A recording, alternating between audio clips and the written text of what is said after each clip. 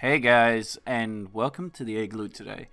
I've been thinking about this for a while, and I really wanted to get it off my chest and to actually talk about this. So, the community and Funcom itself have announced that we're not going to be having mounts. We're not going to be having sorcerer at this current moment. They're not going to be releasing a good amount of the purge system. So my thoughts about this are very, very, very mixed, as well as a lot of the community has been doing is having outrage because mounts are something that have been talked about since the birth of Conan Exiles and the release of it, because people have been wanting to have that idea since the beginning. They use that as a marketing ploy standpoint to try and get people over from Ark. Now, if they were more honest about it and how they were designing the architecture of the animals and how they actually transpire the world and the polygons so that it could actually be something of precedent, then we would have been known. But instead, they led us on for more than a year that mounts are coming, mounts are coming, mounts are coming, mounts are coming, and then they just dropped the ball on us and said, yeah, we're not going to have mounts because the world can't support it in its current state. Well, I don't see any points that that should be accepted at any point. To be like, yeah, we just completely thought it could work, and we tried for like a year while we were doing all these other projects, and then it fell through. At least tell us your problems that you're having so that the community can help you work together. For the people that do work on Unreal, which I have talked to a few people that use Unreal that could have solved certain circumstances. But, again, keeping things in-house, like for what Funcom has been doing for the project of Conan Exiles, makes it so it's very, very focused, and you have to be at the office in order to get it done. There could have been a lot of things, but they wanted to make sure that things did not leak, things did not go out of NDA, and other things, which I do accept. But then there's the current circumstances with continual false promises. Now with sorcery had the main problem because they couldn't get an artisan to design the graphics for all the animations. The work is done for sorcery, and I'm going to say that probably like a few months to probably like a quarter of the year after launch, we're probably going to get sorcery because they might be getting the animation done from that person itself. But I don't see that much promise currently to see it on full release. Again, it's not completely taken out, and features like teleportation, which I can see, and a lot of the other community, which is not only on Reddit, but also in the discussions on Steam, are going to be saying that it's going to be breaking the game because then you can just teleport. Now, you have your function with servers that have gods enabled. When you have a god enabled, you have the token that's on the map at all times when you're traveling with it. So, what is the chance that you can just make the god somewhere, then you teleport to the base that you want to raid, and at the point of you summoning the god, you also destroy the teleportation, or you have a separate substation that's in that raid base that you have, and then it just gets destroyed. Like, that's the point of the base that is cannon fodder. And then you destroy the person's base using gods.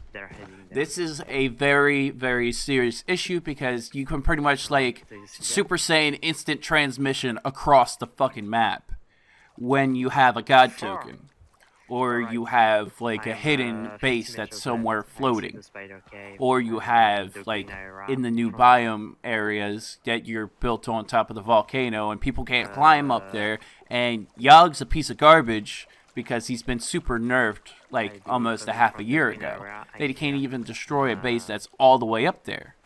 Then it becomes the issue about rendering from going across the map, and that's why you have a loading screen and everything else. And it leads up to a lot of things that make extreme issues. And I've been thinking about on how combat is.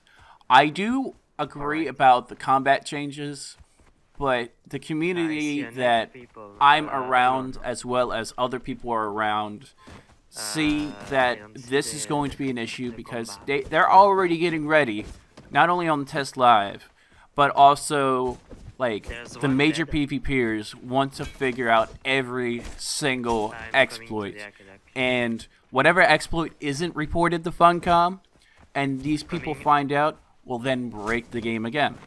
I wish that there wasn't so many builds. So here's the problem with like what Funcom has, especially as a small developing company. You have stable build on PC. Now stable build on PC is different from stable build on Xbox, and they have a couple patches back because they have to wait for certification for it to go to EA on Xbox. So then there's also those two builds, and then there is their in-house dev build, which they currently experiment, restart, and everything else. So that's 3 different builds. Then you have gold build. Okay, this gold build is what's going to be on to release. So that's currently 4 different builds right now. All right. And now you have a 5th build, which is going to be Test Live. Now, this is for the things that aren't going to be included in the gold build, like the new biome and stuff, but it's only the combat. So they have to filter things that is not going to be in the gold build, but they're testing. When they are testing all these things and seeing if it goes stable and all this other stuff, there's going to be bugs because everything is different. You have a total of 5 different builds on different platforms, on different systems. And it just becomes a nightmare to manage. And I don't agree with it.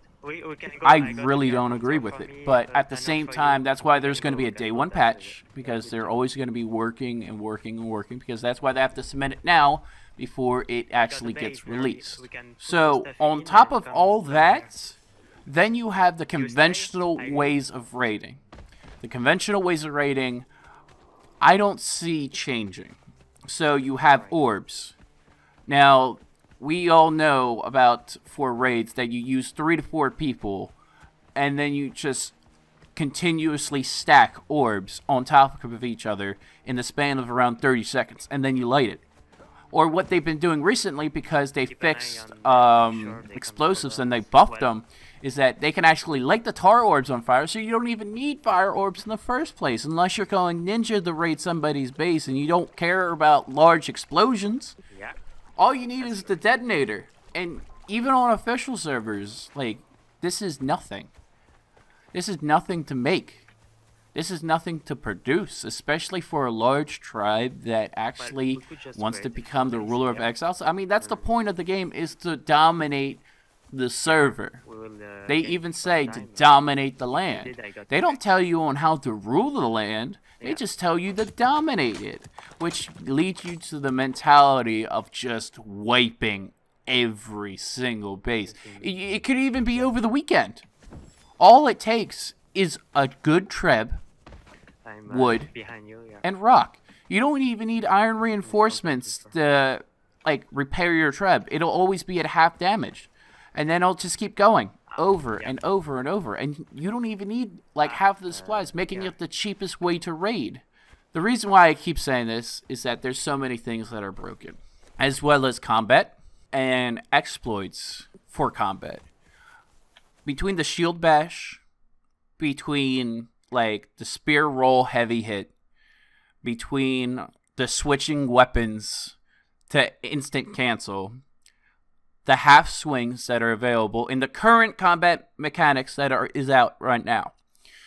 We don't know on how much that's going to be transferred because of half swings and everything else, because they are still having the implementation of the roll. The roll has been known to break a lot of combat.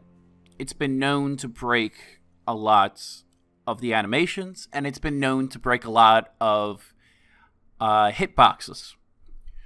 These are the biggest challenges when it comes to actually like figuring out the best balance to combat, the best balance to everything. And one thing that has been noticed is that if you don't report it to Test Live, and the more data that you have and the more input that you have and a new fresh set of eyes, instead of having a separate team to actually be like, hey, yeah, we're just 6 people from like another office as a fresh set of eyes, when we know that a majority of Funcom that is over there in their main headquarters are not predominantly PvPers. They designed the game, but they're not predominantly PvPers. They've even said it on their streams in frustration.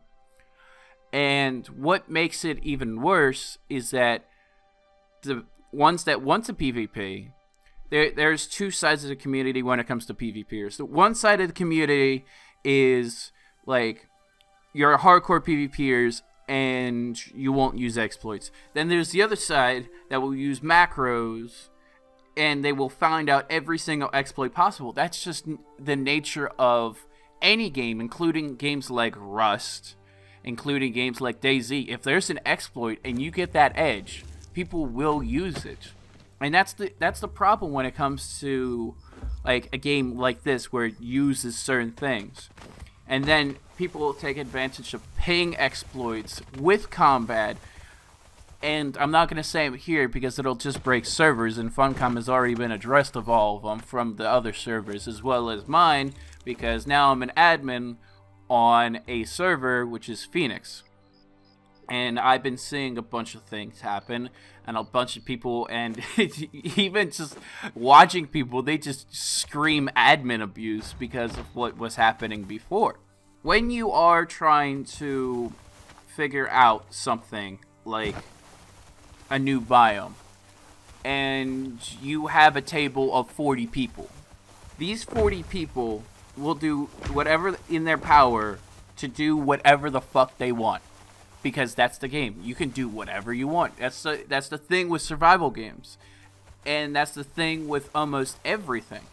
But when it is a deep sea and it's scattered throughout everywhere, but that deep sea is a false hope and it only has 3 inches and it doesn't have everything, because what Conan has been doing is that it's been relying on a very online multiplayer base with very few aspects of the story entangled. Because if you are solo, what you want to have is something as a civilization method, which is the thrall civilization concept, where you can literally manage and maintain thralls so that you can have an ever-growing city and ever-growing supplies and everything else. But the problem with big bases on these servers in the current state is that it tanked because the amount of polygons that they use on the Unreal Engine makes it so that the servers just chug and chug and chug. And then next you know, you have 2 FPS. Most of the official servers that I've played on that have been very, very lived in and hasn't been destroyed with bases, they have major issues because of how much stuff is on there. And that's why they tried to implement the ruin system. But with the ruin system being bugged, the rest of the server's bugged. Vaults disappear for people that haven't played for like 2 to 3 days, even though your timer is like 700 hours. You have problems where you haven't played in a week and you're not really that much of an often player person, and it just disappears. I can understand for server performance, I can understand for that, but then you still have server FPS being 2 because Alpha Tribes have like 20 bases all over the place, and there's no way to actually like have an upkeep system for it or something like that, where like Rust is with the tool cupboard system. Because the tool cupboard system in the current state in Rust limits base size to promote server FPS. And there's no tool cupboard system. The tool cupboard is every piece of foundation, every piece of structure, every piece that you have as a base. That is your land claim. That is your setup. That is your everything. So it would take a tremendous effort for somebody, even an alpha tribe of 20 to 30 people, to level a base, unless they have a god. But even the god doesn't get rid of everything because they don't insta-kill everything like they did at the beginning of launch. There's just so many things that need to be addressed so that not only server FPS overall, with like some type of tool cupboard system. I agree with the tool cupboard system 150% because it overall generates better server FPS no matter what. And it has a land claim for your area, and it forces you to design differently, to design creatively, to design new. It forces somebody to think about how they build a base based on their land claim, on how the current mechanism is in Conan Exiles. All it takes is you putting a foundation down. Now, the only thing that changed that is literally one line of code. It's to turn land claim per blocks off. And then you assign a material, which is a block or something, which is in the Unreal Engine. Every base model either starts as a cube, a circle, or a triangle, because that's how they program it. And then they can add a tool cupboard system. That would resolve so many issues, and it would be able to have people that have already gone bases that have been claimed, and it wouldn't be just saying like this base is this clan. You can have only the doors be assigned to a name of the clan, and then the foundations to be assigned to something else entirely, which makes something completely insane. So then you can have 2 to 3 clans that are all on one structure if they have tool cupboard access, which makes it more dynamic, and it makes like social bonding. It can make somebody that doesn't want to be a part of a tribe be a part of a offset so that they know, and it offers more volume on a multiplayer standpoint. Then you have other things that is completely outlandish, and that's what we're going to be seeing now, which is new armor sets, like 7 to 8 new armor sets that are going to be coming. And this is just off the cuff. And then new mechanics like balancing with hyper armor and sunder, so that these abilities and perks can be done with the new perk system. This new perk system I've had to deeply think about, because this is one of the only few things besides combat which is going to be actually looked forward upon. And this is, I've approached this in this way because I don't want to have any kind of edit, really. I don't want to have anything like that, because this is my opinion, and this is how I feel on how things that could make this game so much greater. Just so much greater. Between, like, even a simple concept of thrall. A simple concept of things. They tried to do with the follow mechanic with the thrall so that you can have mounts, but then when the thrall disappears and when you climb it disappears and then something else disappears, it makes it not promising that it cannot be done. This game has so much potential, but when you have the main people that are making the game promising you something since the beginning of the launch, and then they announced a year later that it's not coming in, it's honestly disappointing. This is Polar Bear, guys, and have a good one.